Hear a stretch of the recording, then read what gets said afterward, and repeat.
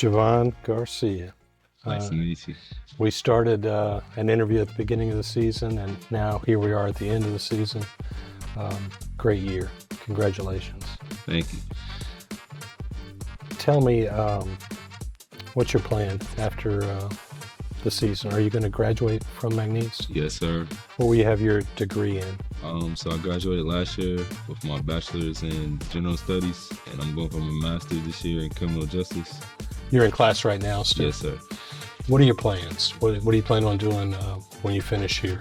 I plan on, I've been having like interviews Zoom calls with agencies, trying to figure out where I'm assigned to, and trying to go somewhere pro. You'll continue to play basketball? Yes, sir. I know that this year you were having a really good year and you had an injury. Can you tell us what happened and what was injured? I would say I think it was around like February 20th. We played Northwestern. In the game, I tore my meniscus.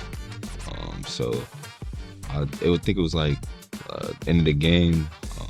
It was like a pull-up jumper. Did you feel it at the time? I felt it a little bit, but just adrenaline running the game. I didn't really like pay attention to it. So I finished the game. And then after the game, I just told, I was cramping that game, but I felt my knee just didn't feel right, like when I was walking. And I just told the trainer, like, oh, I didn't feel right. But I just thought it was just like a nagging injury, or just because we was just deep in the season. We had a day off, and then we had practice the next day. So then I came to practice, we was doing normal drills, and I couldn't even like walk. I know you've been playing basketball since you were probably 3 or 4 years old, but have you ever had a knee injury before? No, sir. This is the first injury. This year, right knee or left knee? Right knee. Take us through what happened after that. Had an MRI. Not MRI off it, but we had like a scope to try to see what was wrong. I seen Dr. Collins. He didn't know what was wrong, so they said I need an MRI next day. They got me in, got an MRI, and then... I think we still had about 4 games left in the season, yes, didn't we? Yeah, we still had 4 games left. And you weren't able to play in any of those last 4 games, were you? Sir. We had to play Nichols on the road, Mm-hmm. and understand that the coaches were not that happy with what you wore that game. Mm-hmm. Yeah. Tell us about that. I just had like a all red Nike suit on. You didn't even think about Nichols really colors, right? So you showed up at the game, you were down on the bench, wearing all red, wearing Nichols colors. Yes, sir. But they didn't get too mad at you. Yeah. So what happened? What were the doctors telling you? What was the training staff telling you about your season when they discovered you had a torn meniscus? I'm not gonna lie, I got really emotional after I received the news.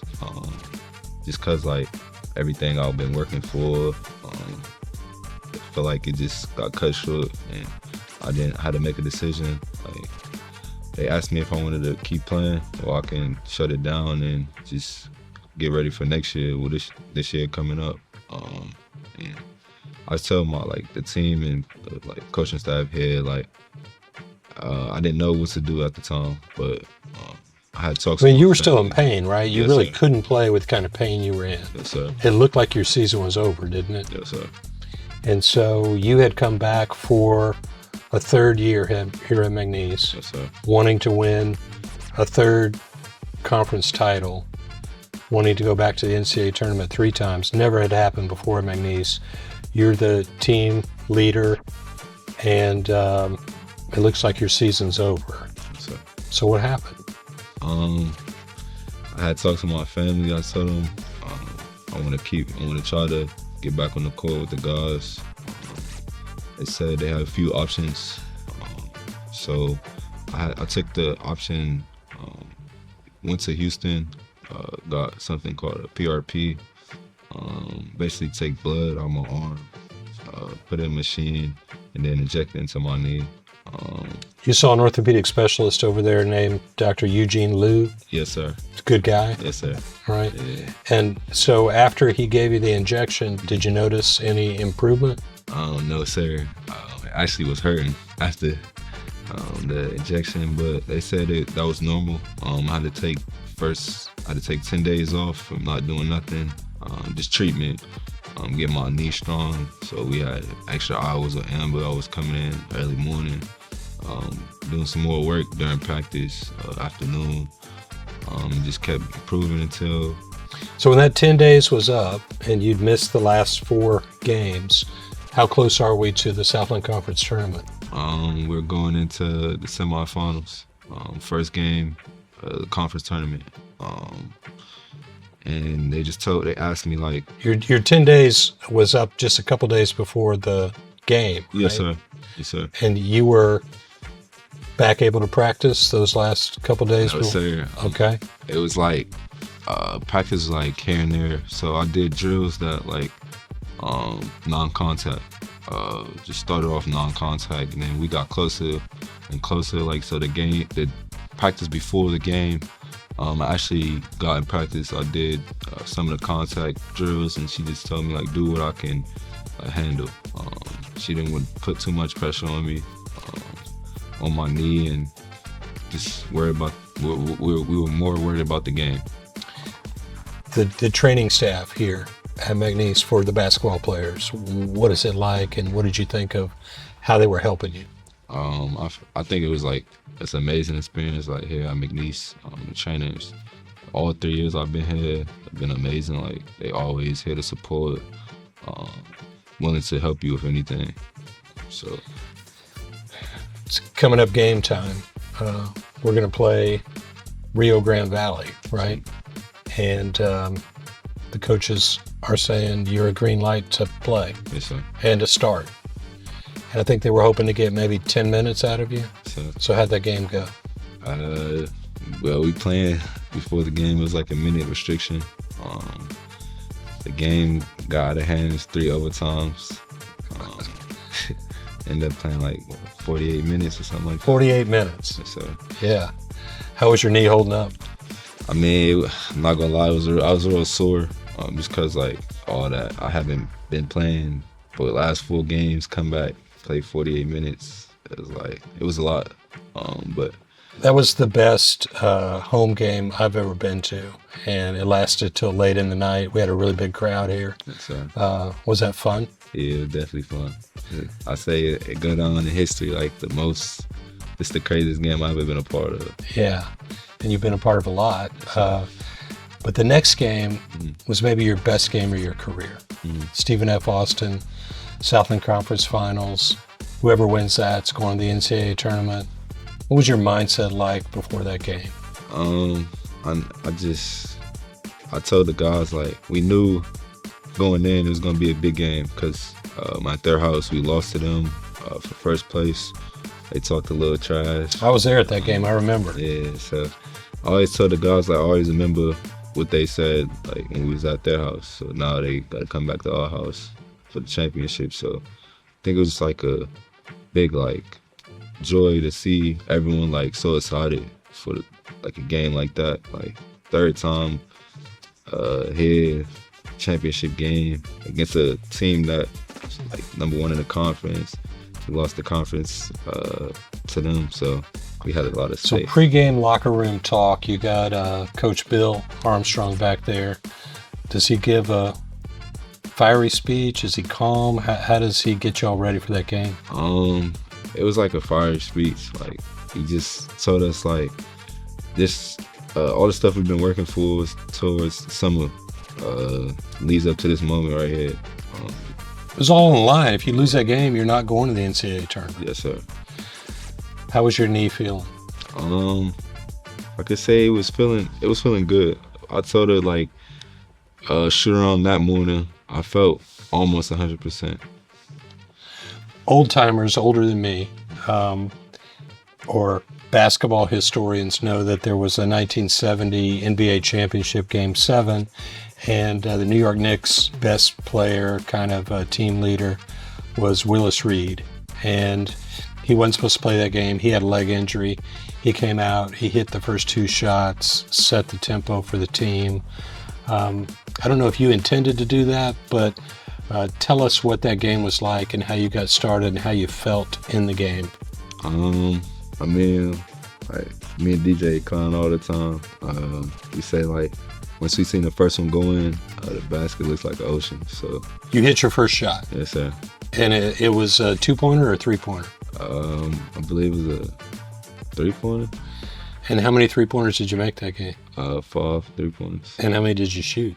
I want to say like 7 or 8. Pretty high percentage. Yes, sir. You were on a roll. How many points did you score? 31 points. And we beat them pretty bad, right? Yes, sir. We got our revenge. Yes, sir. Now we're going to the tournament. There's a celebration. How'd that feel? I feel amazing. Like, always to be back home in front of all the fans for a 3rd straight year. It was amazing. Like, yeah, I want to say they announced we had a record crowd at the arena here. Yes, sir. Over 5,000 people, standing room only. And you were the star of the game. You got the MVP for the Southland Conference tournament, I think. And was that your second year MVP in a row? Yes, sir.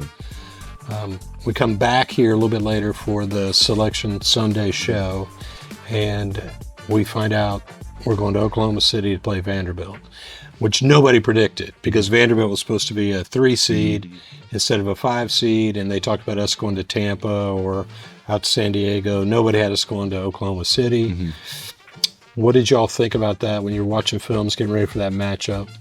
I felt like coming in, I felt like we had a good matchup. Like, it wasn't a team that we thought was too much, that they had too much to handle.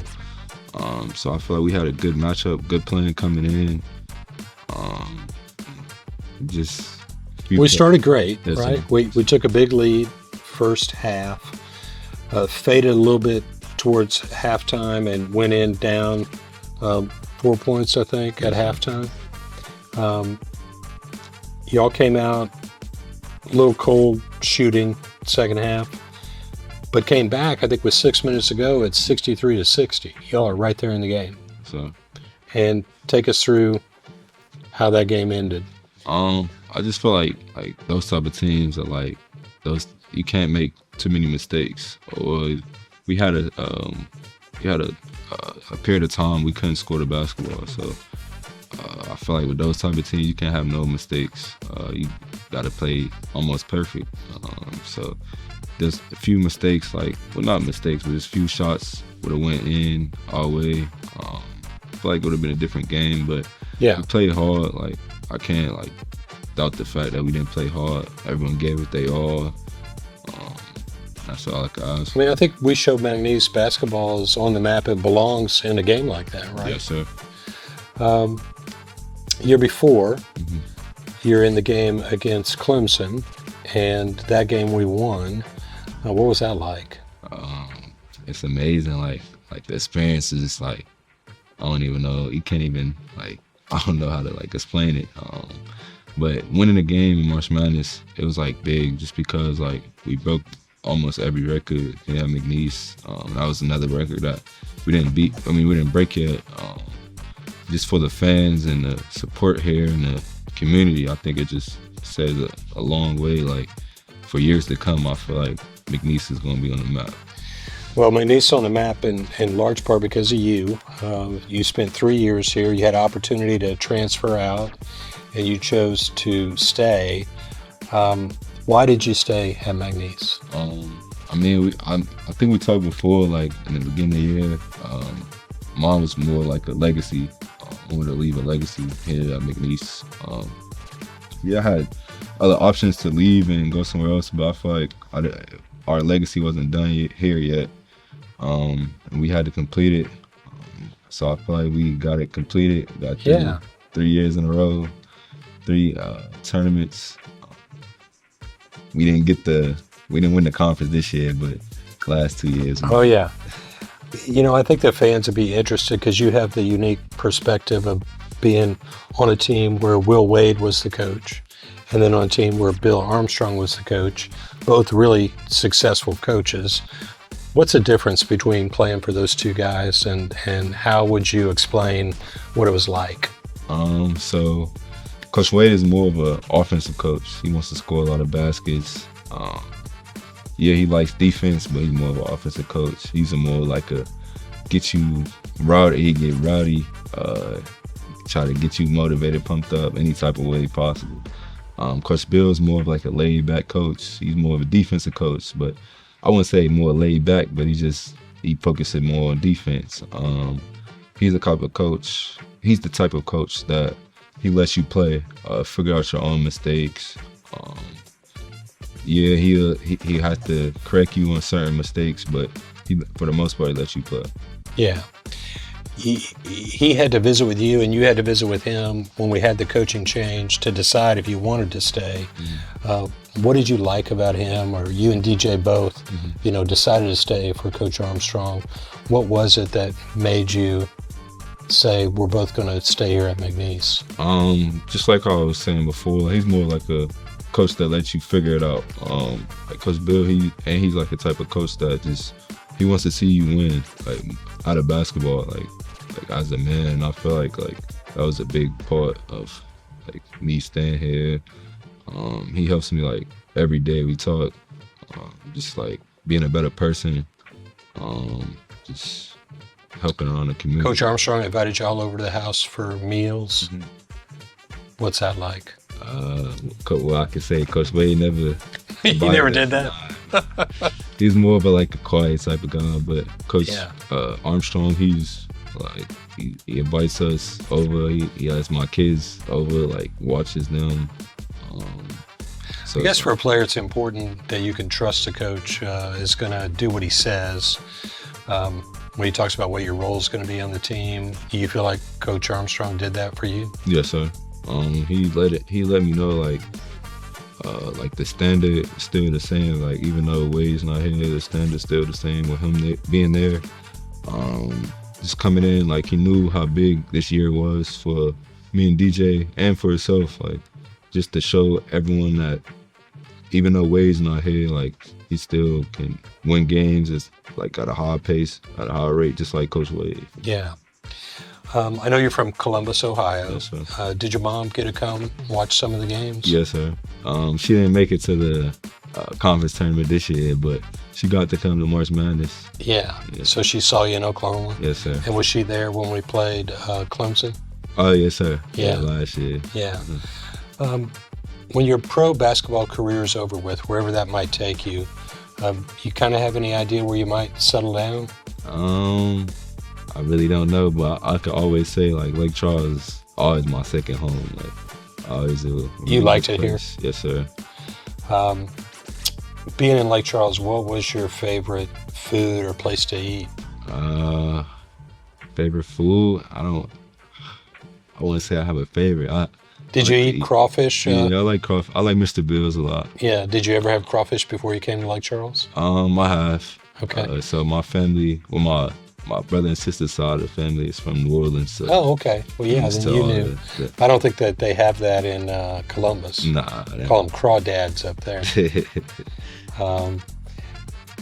Tell me about your friendship with DJ. When did that start, and how did that develop?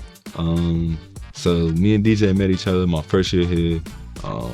Actually, I didn't take a visit here, but I was coming from JUCO, California.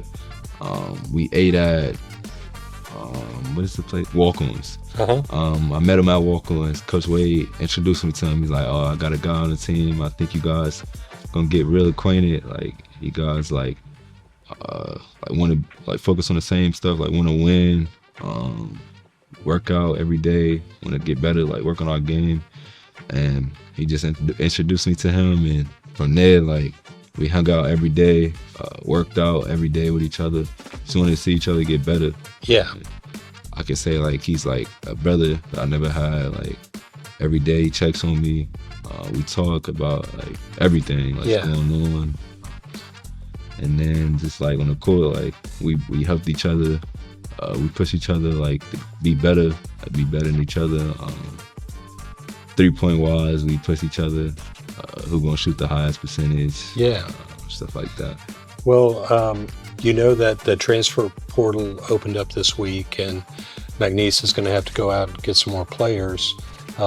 If there were players on the portal wondering whether Lake Charles and McNeese would be the right place to come to, what would you tell them?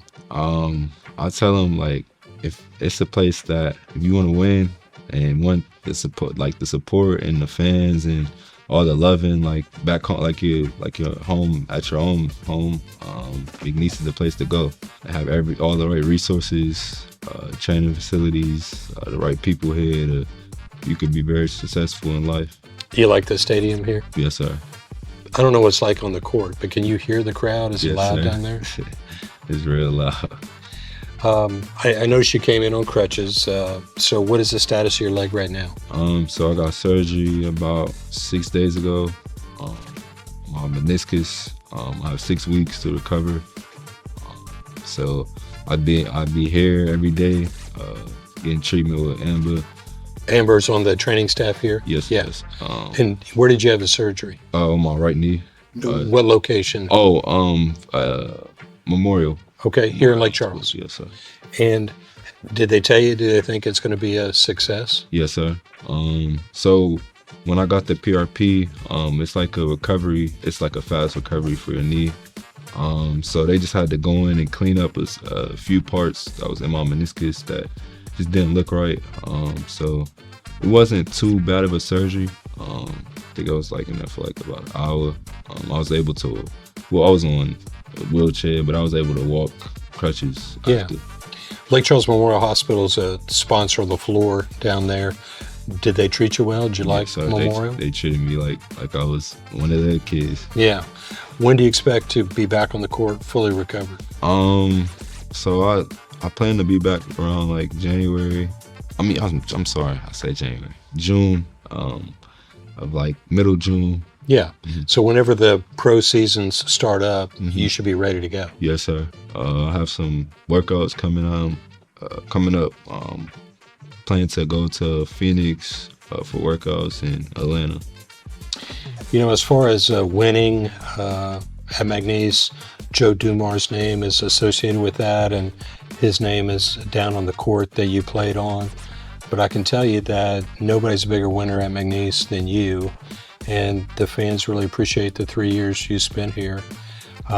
You'll always be a hero here, and welcome back. And I hope that, like Coach Armstrong and Coach Wade both said, your number may be hanging up there as a retired jersey, and you certainly deserve it. So I want to thank you for all the memories, everything you've done for the school.